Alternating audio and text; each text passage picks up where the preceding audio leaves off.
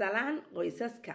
waxaan rabnay in aan qof walba xasuusino sharciga imaanshaha, nidaamka iyo sababta ay muhiim u tahay in ilmahaagu iskuulka tago marka ay caafimaad qabaan. inkastoo imaanshuhu muhiim yahay, waxaan fahansannahay in ay jiraan maalmo cudurdaar lala maqnaan karo, sida ilmahaada oo xanuunsaday ama adigoo arrin degdega kugu dhacday. fadlan soo wac lambarka 5733368. fadlan u dhaaf fariin sheegaysa macalinka magaciisa, ardayga magaciisa iyo taariikhda iyo sababta maqnaanshaha.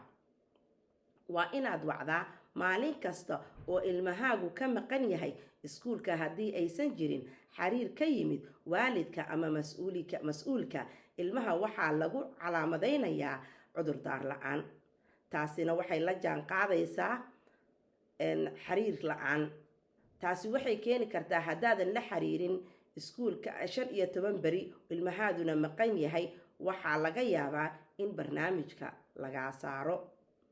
hadafkayagu waa in kasta la sameeyo dhammaan qoysaska uu quseeyo imaanshaha oo aan taageerno ubadka imaanaya maalin kasta. marka ilmahaagu maqan yahay, fasalkoodu wuu tagaa, wuxuuna u heesaa hees uu u rajaynayo wanaag. marka uu soo laabtana waxa uu si farxad leh loogu soo dhaweeyaa fasalkooda. macallimiinta iyo ardada ay isu fasalka yihiin. ka qaybgalka joogtada ahi waxay caawisaa oy kor u qaadaa helitaanka manhajka asaasiga ah iyo xirfadda saaxiibtinimada. hadday ilmahaagu maqan yahay, waxay keenaysaa xiriir xumo oo dhinaca imtixaanka ah oo ciyaalka aysan garanaynin, iyo waxay ka hadlaysaa jadwalka iyo jadwaldayaha aan iswaafaqsanayn.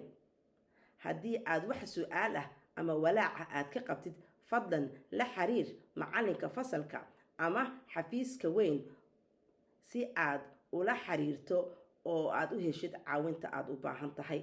waad mahadsan tahay.